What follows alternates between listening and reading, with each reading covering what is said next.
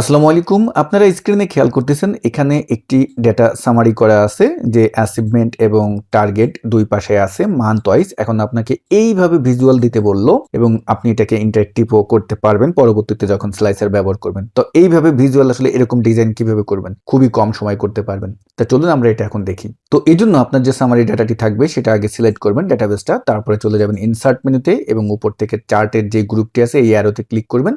এবং all chart থেকে আমরা কলামে এসে ডান পাশে আমরা নিব হলো এই যে আপনি দেখতে পারতেছেন 3D স্ট্যাক কলাম চার্ট এইটা আমরা নিব। নিয়ে আমি ওকে দিলাম। তাহলে আমাদের এখানে চলে আসলো এবং তারপরে এই যে সিরিজ ক্লিক করে রাইট বাটন ক্লিক করবেন এবং ফরম্যাট ডাটা সিরিজে যাবেন। এই যে প্যানটি আছে এটা আপনার ডান পাশে ওপেন হবে। তো এখান থেকে আমরা একটু গ্যাপটা করে দিই হলো 66 বা 60 করে দিতে পারেন। আপনি দেখে নেবেন কতটুকুন করলে বেস্ট হয়। তারপরে আমরা এই যে বাকেটটি আছে বাকেটের এখানে এসে আমরা এই যে প্রথম যে সিরিজ উপরের পার্টটি আছে এটা আমরা সিলেক্ট করলাম। সিলেক্ট করে আমি সলিড ফিলে আসলাম। সলিড ফিলে এসে এই কালার থেকে আপনি কোন কালারটি দিবেন, ধরুন আমি এই কালারটি দিলাম এবং এটা ট্রান্সপারেন্সি আপনি দেখবেন কত রাখলে ভালো হয়, কেমন রাখলে ভালো হয়। তারপর আমরা নিচের যে সিরিজ পার্ট আছে এটা সিলেক্ট করলাম। এই যে নিচ থেকে যেটা আমি যে এখানে এটা সিলেক্ট করলাম এবং গ্রেডিয়েন্ট ফিলে এসে আপনি এখন কোন গ্রেডিয়েন্ট ফিল দিবেন বা আপনি কোনটা রাখতে চাচ্ছেন সেটা কিন্তু এখানে সেট করে দিতে পারেন। জাস্ট আমি এটা দিলাম।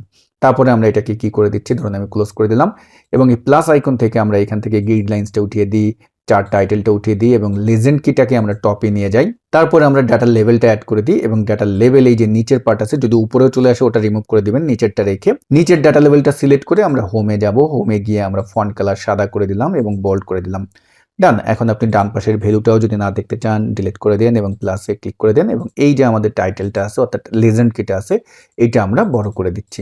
এরপরে আপনি যদি চান এখানে নিচে একটা ফ্লোর অ্যাড করতে, তাহলে এই যে চার্টের বডি পার্ট এটা সিলেক্ট করে রাইট বাটন ক্লিক করেন, ফরম্যাট প্লট এরিয়াতে আসেন এবং এই অ্যারো থেকে আপনি ফ্লোরে আসবেন। ফ্লোর থেকে আমি সলিড ফিল দিয়ে দিলাম এবং কি কালার দিবেন ফ্লোরের জন্য, ধরুন আমি দিলাম হলো এই কালারটি এবং তারপরে আমরা স্ক্রল করে নিচে আসি। স্ক্রল করে নিচে আসি যে বর্ডার আছে বর্ডারে আমরা ধরুন সলিড লাইন দিয়ে দিলাম এবং তারপরে স্ক্রল করে নিচে এসে এখানে যে উইথ পার্টটি আছে এটা আপনি বাড়িয়ে দেন, তাহলে দেখতে পারবেন আপনার একটা ফ্লোর হয়ে যাবে।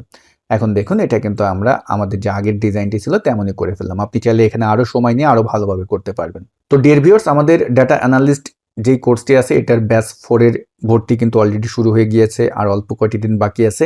আপনি যদি সুন্দর সুন্দর ড্যাশবোর্ড তৈরি করতে চান, স্টোরি টেলিং করতে চান, বিগ ডাটা নিয়ে কাজ করতে চান, তাহলে কিন্তু আপনি আমাদের এই ডাটা অ্যানালিস্ট কোর্সটি করতে পারেন। এটা আপনার ক্যারিয়ারের জন্য একটা টার্নিং পয়েন্ট হবে, এতটুকুন বলতে পারি। এখানে আমরা এক্সেল, পাওয়ার বিআই, এসকিউএল, পাইথন এই যে প্রোগ্রামগুলো আছে এগুলো তো শিখাবোই, পাশাপাশি আমাদের ফ্রিল্যান্সিং পার্ট থাকবে, ক্যারিয়ার রেডিনেস পার্ট থাকবে। আপনি চাইলে ফ্রিল্যান্সিং যে জগৎ আছে এখানেও প্রবেশ করতে পারেন, আবার চাইলে আপনি কর্পোরেট লাইনেও জব করতে পারেন। তো কোর্স লিঙ্ক দেওয়া থাকবে এই ভিডিওর ডেসক্রিপশন বক্সে।